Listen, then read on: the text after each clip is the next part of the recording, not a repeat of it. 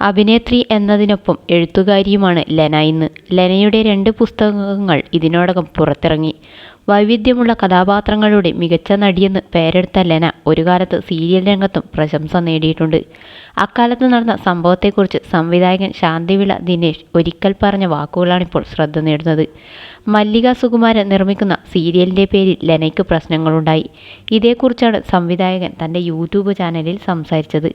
മലയാള മനോരമയിൽ വന്ന ചില്ലുവിളക്ക് എന്ന നോവലാണ് ഞാൻ സീരിയലാക്കിയത്. നായികയാക്കി പലരെയും ആലോചിച്ചു. പിന്നീടാണ് ലെനയെ ആലോചിക്കുന്നത്. ലെന അന്ന് ഓമനത്തിങ്കൾ എന്ന സീരിയലിലൂടെ വലിയ പേരുണ്ടാക്കിയ നടിയാണ്. ലെനയെ വിളിച്ച് സംസാരിച്ചപ്പോൾ നടി ചെയ്യാമെന്ന് പറഞ്ഞു. 5 എപ്പിസോഡുകൾ എടുത്ത ശേഷം 1-2 ചാനലുകൾക്ക് കൊടുത്ത ശേഷം ടെലികാസ്റ്റ് ചെയ്യാമെന്ന് പറഞ്ഞാൽ ബാക്കി എപ്പിസോഡുകൾ ഷൂട്ട് ചെയ്യാനായിരുന്നു തീരുമാനം. ആദ്യത്തെ എപ്പിസോഡുകൾ എടുത്തു കഴിഞ്ഞ ശേഷം 3 മാസം കഴിഞ്ഞിട്ടേ ഷൂട്ട് തുടങ്ങൂ എന്ന് ലെനയോട് പറഞ്ഞു. ലെന ഓക്കെ പറഞ്ഞു. ഈ 3 മാസത്തെ സമയത്തിനിടെ മല്ലിക സുകുമാരൻ നിർമ്മിക്കുന്ന സീരിയലിൽ തൻ്റെ സമ്മതത്തോടെ ലെന ഒപ്പുവെച്ചെന്ന് ശാന്തിവിള ദിനേശ് പറയുന്നു. ഗൾഫിൽ എവിടെയോ ആണ് ഷൂട്ടിംഗ്. 1 ലക്ഷം രൂപ ലെന അഡ്വാൻസ് വാങ്ങി.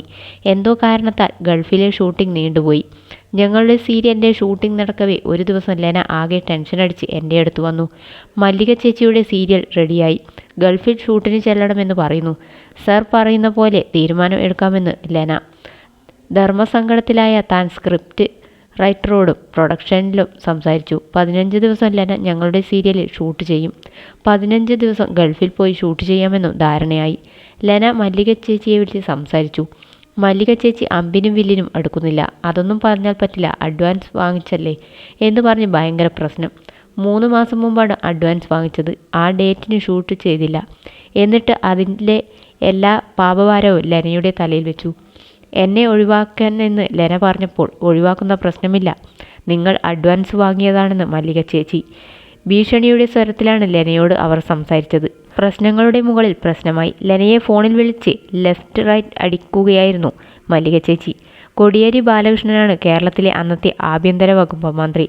ലെനയെയും കൊണ്ട് ഖത്തറിലേക്ക് പറക്കാൻ മല്ലിക ചേച്ചി എറണാകുളത്തുണ്ട്. പ്രശ്നം സങ്കീർണമായപ്പോൾ ലെന ആ സീരിയലിൽ അഭിനയിക്കേണ്ടെന്ന് ഞാൻ പറഞ്ഞു. ലെന സമ്മതിച്ചെന്ന് വ്യക്തമാക്കിയ ശാന്തിവിള ദിനേശ് പിന്നീടുണ്ടായ സംഭവങ്ങളും തുറന്നു പറഞ്ഞു. കേരളത്തിലെ ആഭ്യന്തര വകുപ്പ് മന്ത്രി കോടിയേരി ബാലകൃഷ്ണനാണെങ്കിൽ നിന്നെ ഞാൻ താമസിക്കുന്ന ഹോട്ടലിൽ നിന്നും പൊക്കിയിരിക്കുമെന്ന് പറഞ്ഞു. പേടിച്ചുപോയ ലെന തൻ്റെ അടുത്ത് വന്നപ്പോൾ ധൈര്യം കൊടുത്തതും ശാന്തിവിള പറയുന്നു.